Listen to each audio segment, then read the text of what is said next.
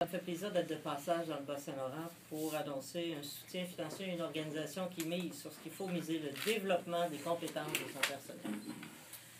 J'annonce l'octroi de subventions totalisant 197 196 $, je ne pas être plus précise, aux entreprises Groupe CIGIF et CIGIF International pour le développement d'un programme de formation qui permettra aux entreprises sœurs de conserver et de maintenir de précieux emplois.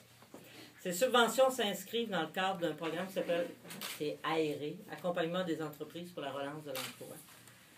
L'accroissement des compétences de la main-d'œuvre figure parmi les actions prioritaires du gouvernement, alors je suis heureuse de constater qu'elle l'est également pour CIGIF. C'est le défi que vous avez à relever dans les années actuelles et dans les années à venir.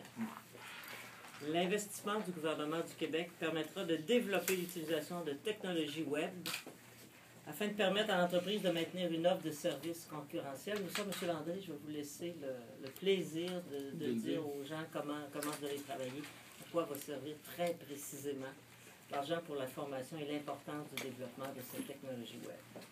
Pour effectuer ce virage, CIGIF doit d'abord former l'ensemble de ses employés, ingénieurs, forestiers, techniciens forestiers, programmeurs, analystes de systèmes, graphistes et techniciens en graphisme.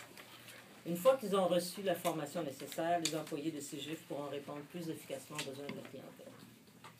Je le disais il y a un instant, l'accroissement des travailleurs et des compétences des travailleurs et des travailleuses est une priorité du gouvernement du Québec et je vais vous expliquer pourquoi.